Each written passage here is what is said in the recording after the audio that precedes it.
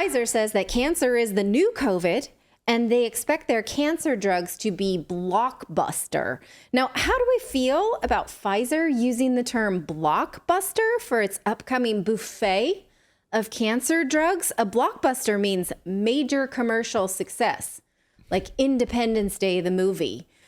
Should I care if a pharmaceutical company has blockbusters? Do you? This is weird, the way this is being presented to us. We are being treated as if we collectively really are cheering for Pfizer. Here's a segment from this weekend where the news media is rooting for Pfizer's cancer drug to replace its COVID profits. Notice how excited she assumes we all are for Pfizer's return to mega profits.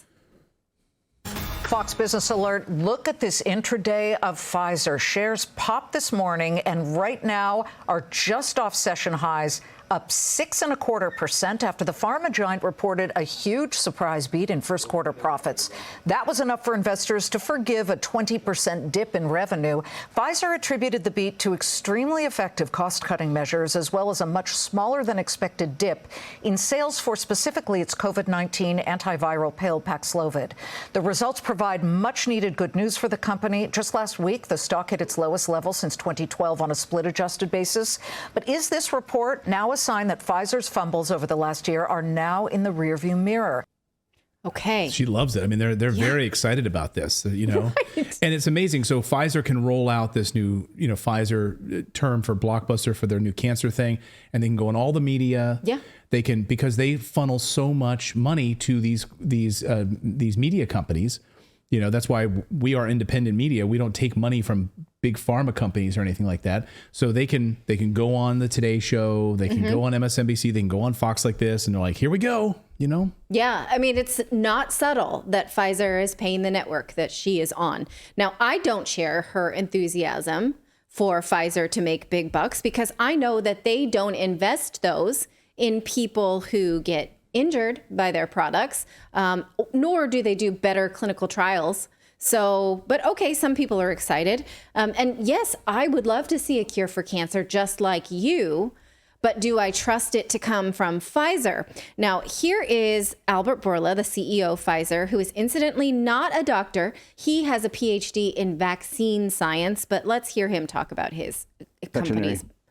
I'm sorry, what did I say? Veterinary. Vaccine. I think you meant veterinary. Sorry, he has a PhD in veterinarian. That means he works with he's an animal doctor, okay, not people doctor. Here he is talking about his upcoming cancer products. Oncology, it is our new COVID. So we did what we did with COVID. We are very proud. We saved the world, but it is behind us now. We want to do once more, and I think oncology is our best chance to do it. But oncology. Of course, with many other therapeutic areas. Okay, oncology, specifically what? And could that eventually be blockbuster drugs in that pipeline? I think will be blockbuster drugs, and more importantly, they will be blockbuster drugs because they will have significant impact on cancer patients. Okay. Did you hear what he just said? We already saved the world once with our COVID vaccine. You want to let that one go? I can't. I'm not going to let that go, because when you search for data that shows that the vaccine ended the pandemic, you do not find it. Readily available data shows that the vaccinated, now in the CDC even says the vaccinated are more likely to contract COVID than the unvaccinated and be hospitalized. There's two studies that they use to say the vaccine ended the pandemic or was the thing, right? The first one compared the COVID vaccine and low rates of death and intubation. That's when they put you on breathing machines, breathing tubes. This is a really strange study. We talked about it with Dr. Peter McCullough when it came out last April. It compared the original COVID vaccine with death rates and these ventilations during the Omicron wave. And it was weird for a couple of reasons. One, the original COVID vaccine was not made for Omicron. And two, they studied immunocompromised people, but they don't account for previous infection, which is a huge omission because we know that people with previous infections have superior immunity. And their results, they never really say, we're pretty sure that the vaccinated did not die or go on these ventilators. They said that their results show waning protection against the ventilation and the death after 6 months from receipt of the last dose, but demonstrate clinically meaningful levels of protection for less than a year. So that's what they're going on, that they saved the world with some meaningful data. That's not even statistically significant. That's less than that. Save the world, you say? Also, they use this study that was published this year. It estimates the number of lives saved by the COVID vaccine. This study really proves nothing because they just took an expected death number, which they wrote down from their own math models, and concluded, well, we never reached those numbers, so that's because of the vaccine. And that's how they prove that the COVID vaccine was effective. Also, if you see at the bottom, this was funded by the WHO, so read it for yourself. So that's what Albert Bourla is using to say that they saved the world. That's all they've got. Okay, so I just couldn't let that one slide, and I don't think any of us should. But notice how the corporate media could. He said, we saved the world. We're on to the next thing now. And she was like, yeah, you did that. We saved the world and we're on to the next thing. Yeah. No one's going to correct him on that. Join me, everybody, in freaking out that he said that uncontested. We Please. saved the world. Okay. And she said nothing. You literally have Pfizer executives on the record in front of government officials in Australia, going on the record about how they didn't even know, they weren't even admitting the damages that were being done, and they knew internally what was happening. Yes. They didn't even test it clinically on animals. They didn't even have the numbers totally. They said it was 11 or something like that. It wasn't even that high. Mm-hmm. I mean, the list was pretty endless about Pfizer's treachery at this point. We can go through how many different countries that are dealing with Pfizer lawsuits right now and trying to we go from the UK to the Netherlands to Australia to the United States right now. And you guys saved the world? You guys saved the world? No, I point you to Brett Weinstein's interview with Tucker Carlson, where he lays out how many people, you know the numbers, how many people have actually been affected by this. Go seek out that interview. He lays out the numbers in stark contrast. So he saved the world? Maybe it's the exact opposite. So the journalist should have said, I'm sorry, can I stop you there? Based on what data are you saying that you saved the world, please? I'll wait. Because I have some data of my own right here. You want to read it? You don't even have to have data. Just ask him, like, on what basis are you saying that, sir, please? I'd like to know, because these two studies are the things that are most usually used when someone says that, the vaccine was the thing. And I would like to see something better than that. So no, here's when you see one of these business networks, a CNBC, a Bloomberg, or the one you were just watching there, they will never challenge these CEOs. They will never challenge those companies because that's their bread and butter. That network wouldn't exist if it wasn't for having guests like the CEO of Pfizer on at noon, coming up at noon today. Yeah. The CEO of Pfizer is going to be our guest here on the show, right? If they were challenging these guests all the time with tough questions, those people wouldn't show up on their show and they wouldn't have a show. Well, we're going to see in a second what happened to Chris Cuomo when he left CNN versus when he was on CNN about honesty around the vaccine. Now, let's circle back for a second.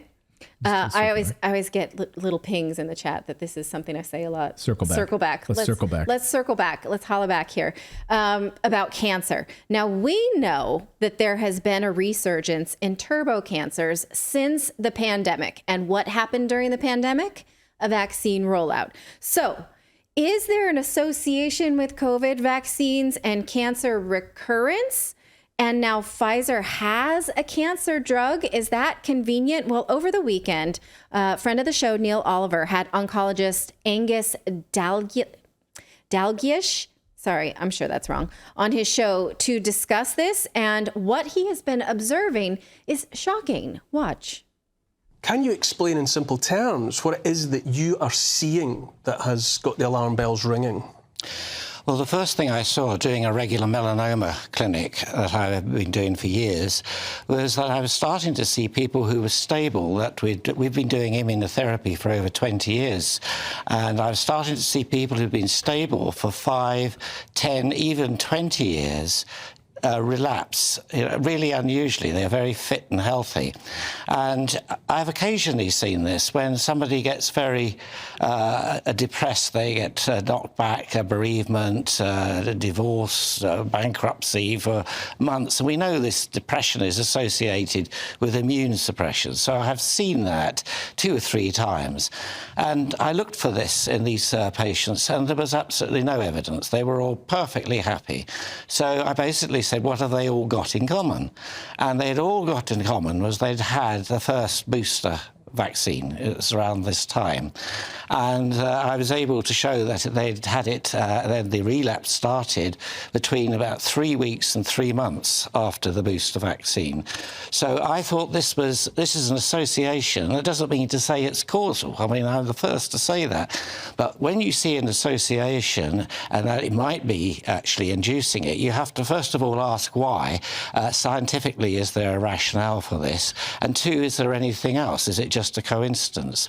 Well, the thing that alarmed me was that I've done a lot of research on vaccines in my time, and I immediately remembered the model where 1 vaccine's good, 2 might help if the first one didn't react properly, but the 3rd actually causes just more inflammation than good, and actually detracts from the first 2. And the 4th is even worse. And I suddenly thought, is this what I'm seeing here? Okay. So again, I want to ask, is there an association between these rises in cases of cancer resurgence and turbo cancers and the convenience of the fact that now Pfizer has a cancer drug that they're testing, right? It feels like maybe they had something to do with the cause that they are trying to, or the effect that they are now trying to solve. That's what it feels like to me. And if you were this Fox News reporter, first of all, you would never have let Albert Bourla just say he had saved the world, his company had.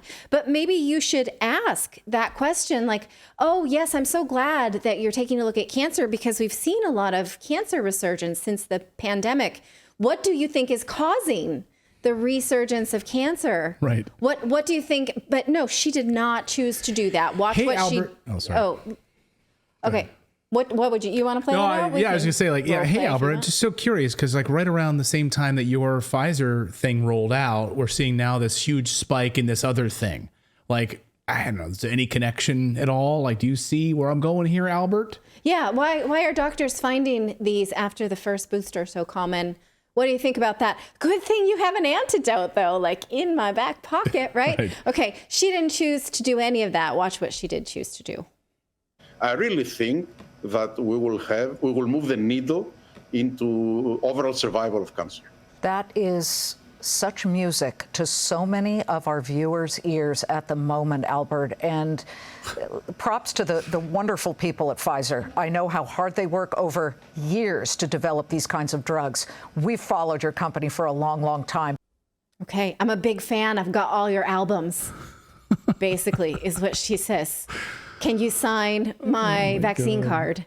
Now, I know you don't like talking about the royal families too much, but I am going to say that I give credence to this conspiracy theory. I'm listening to it, that the king will rebound from his cancer on a Pfizer drug. Here he was last week telling fellow cancer patients that he was going in for his treatment this afternoon.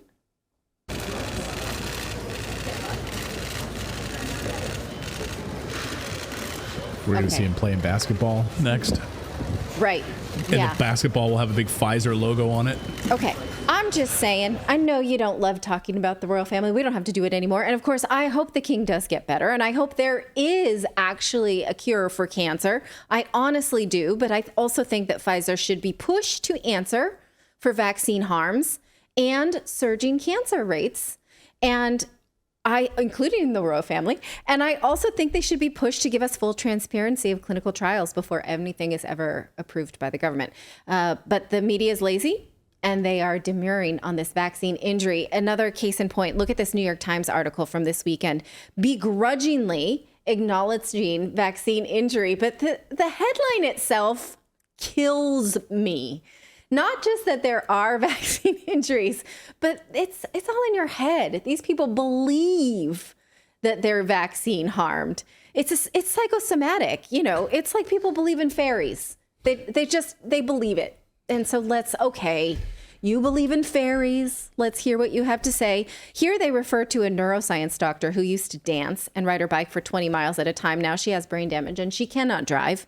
It says her account is one of the more harrowing, but thousands of Americans believe in fairies. They believe they suffered side effects following COVID vaccination. But as of April, just over 13,000 vaccine injury compensation claims have been filed with the federal government, but to little avail. Only 19% have been reviewed. I would like to play you this story of another man who was interviewed in the New York Times and also interviewed by Chris Cuomo over the weekend on his show.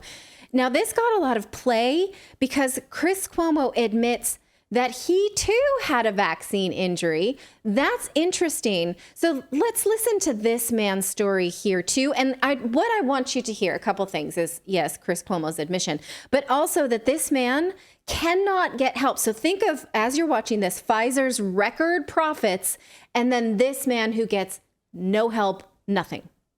But the problem is people like Sean and me and millions of others who still have weird stuff with their blood work and their lives and their feelings, you know, physically, are not going away.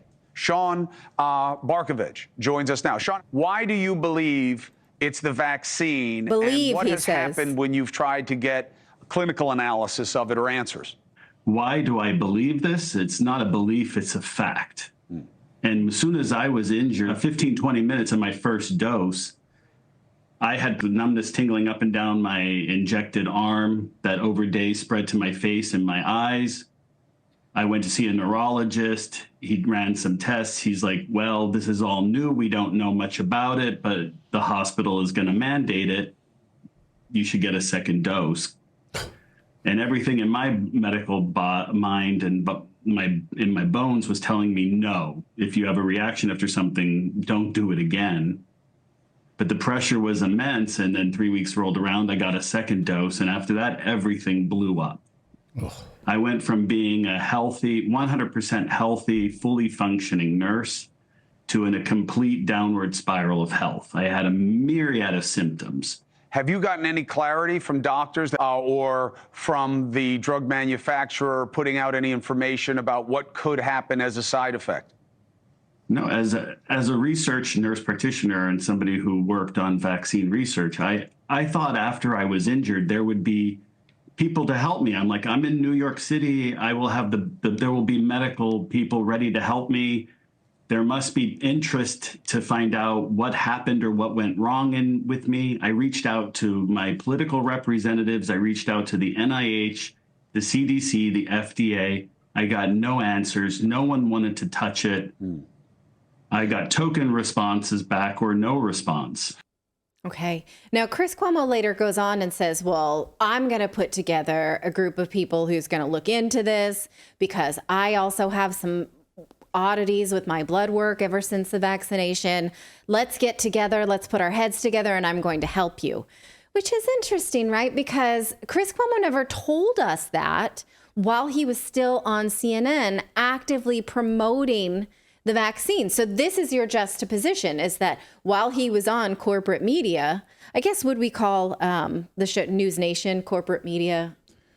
I don't know. That's not necessarily. I don't know anything about it. If that's I guess if you media or not. But yeah, who knows? I don't know. But why does he feel that he has license to say this now when he didn't on CNN? So as soon as I heard this today, I was like, oh, someone's going to put together a hot reel of his pro-vaccine reporting while he was on CNN versus now it's all right to say it. Of course, someone did. We relied on Twitter user Brianna Morello. She had it right away. Watch. But the problem is How are they going to know who's vaccinated? You just said they showed the card. That's not the answer. The answer is a vaccine passport. Part of the reason that you're seeing what you're seeing in Florida is because of vaccine hesitancy. And an aspect of vaccine hesitancy is politics, especially in your state. Don't Fauci, Florida. We all know that was about. Do you feel responsible for spreading a message where I'm not going to take it because I don't care what Biden wants? Byron Donald's not going to take it because he doesn't care what Biden wants. You think that's a good message for people to hear? Well, the first thing is my message was never about Joe Biden. The message is about me and my own personal health. I'm not getting vaccinated because I don't want to. Hold on, no. I want to read your words. I want to read your words. Byron, I know you don't get to cut me off. It's my show. But just not requiring their customers to wear masks anymore. The unvaccinated are still being encouraged to, but proof won't be required. See, it's easy to see who is wearing a mask, right? Because either you got it or you don't. But if you don't have one on, how would you ever know if the person is vaccinated? I guess they could tell you. Would you believe them? So will all the unvaccinated just ditch their masks now? Because no one's going to be able to tell the difference. Now, where I live. Okay.